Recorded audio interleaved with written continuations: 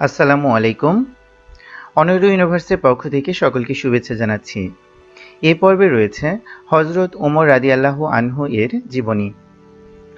মুসলিম জাহানের দ্বিতীয় খলিফা হযরত উমর ফারুক রাদিয়াল্লাহু আনহু ৫৮৩ খ্রিস্টাব্দে আরবের মক্কা নগরীতে কুরাইশ বংশের আদি গোত্রে জন্মগ্রহণ করেন।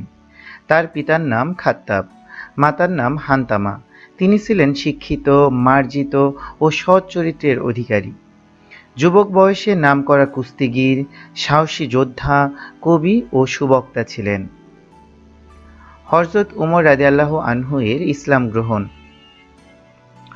হযরত উমর ফারুক রাদিয়াল্লাহু আনহু প্রথম দিকে ইসলামের ঘোর শত্রু ছিলেন। একদা মহানবী হযরত মুহাম্মদ সাল্লাল্লাহু আলাইহি ওয়াসাল্লামকে হত্যার জন্য তিনি খোলা তরবারি হাতে নিয়ে বের হলেন। পথে শুনলেন যে তার বোন ফাতিমা ও ভগ্নিপতি সাইদ মুসলমান হয়ে গেছেন।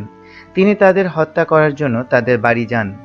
তাদের উপর অনেক অত্যাচার চালান, তাদের ইসলাম ত্যাগ করতে বলেন। কিন্তু তারা প্রাণের বিনিময়েও ইসলাম ত্যাগ করতে চাইলেন না। তাদের অনড় অবস্থা দেখে তার ভাবান্তর ঘটল। তিনি তাদের মাধ্যমে কুরআন মজিদের সূরা তোহার কিছু আয়াত শ্রবণ করলেন। কুরআনের বাণী তার মনে গভীর রেখাপাত করে। তিনি ঈমান আনার জন্য ব্যাকুল হয়ে পড়েন। তিনি মহানবী হযরত মুহাম্মদ সাল্লাল্লাহু আলাইহি সাল্লামের দরবারে গিয়ে নিজের তরবারিটি মহানবী সাল্লাল্লাহু আলাইহি ওয়াসাল্লামের পায়ের কাছে রেখে মুসলমান হয়ে গেলেন। হযরত উমর ফারুক রাদিয়াল্লাহু আনহু মহানবীকে জিজ্ঞাসা করলেন যে, আপনি যে দাওয়াত দিচ্ছেন তা কি সত্য? মহানবী সাল্লাল্লাহু আলাইহি ওয়াসাল্লাম বললেন, হ্যাঁ। তখন হযরত উমর রাদিয়াল্লাহু আনহু বললেন, তাহলে আর গোপন নয়, এখন থেকে আমরা প্রকাশ্যে কাবা ঘরের সামনে সালাত আদায় করব। মহানবী অত্যন্ত খুশি হয়ে তাকে ফারুক অর্থাৎ সত্য ও মিথ্যার পার্থক্যকারী উপাধি দিলেন। তিনি নবুয়তের ষষ্ঠ বছরে ৩৩ বছর বয়সে ইসলাম গ্রহণ করেন। হযরত উমর ফারুক রাদিয়াল্লাহু আনহু ইসলামের জন্য নিবেদিত প্রাণ ছিলেন। তিনি ইসলামের প্রচার ও প্রসারের জন্য স্বীয় ধন সম্পদ অকাতরে ব্যয় করেন।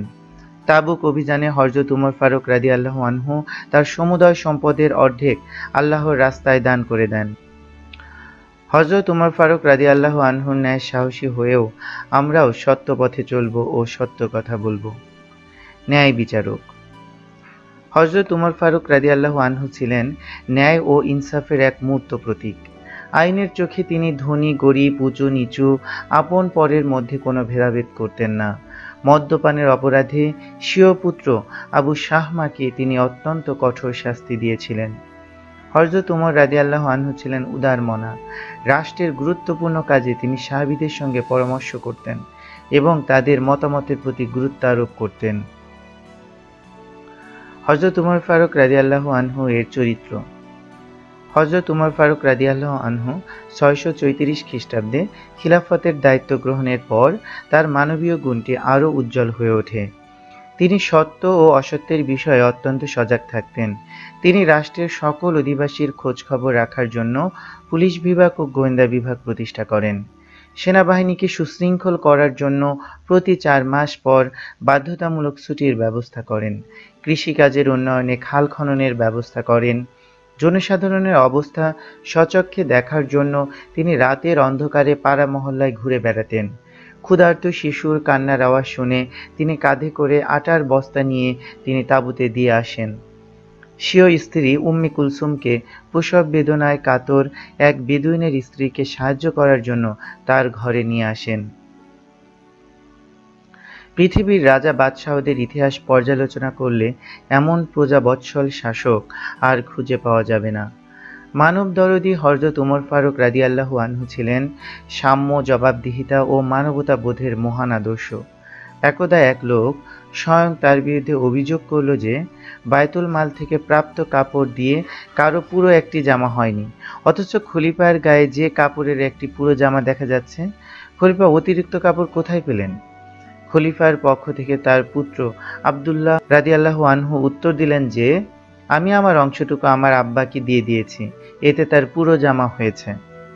আমাদের দেশেও যদি শাসন কার্যের জবাবদিহি নিশ্চিত করা যায়, তাহলে আমাদের শাসন কাজে নিয়োজিত ব্যক্তিগণ হযরত উমরের মতো ন্যায়পরায়ণ হবেন। এই ছিল হযরত উমর রাদিয়াল্লাহু আনহু এর সংক্ষিপ্ত জীবনী। আমরা হযরত উমর রাদিয়াল্লাহু আনহু এর আদর্শে আমাদের জীবনকে রাঙিয়ে তুলব। পরবর্তী ভিডিও দেখার আমন্ত্রণ রইল। আসসালামু আলাইকুম।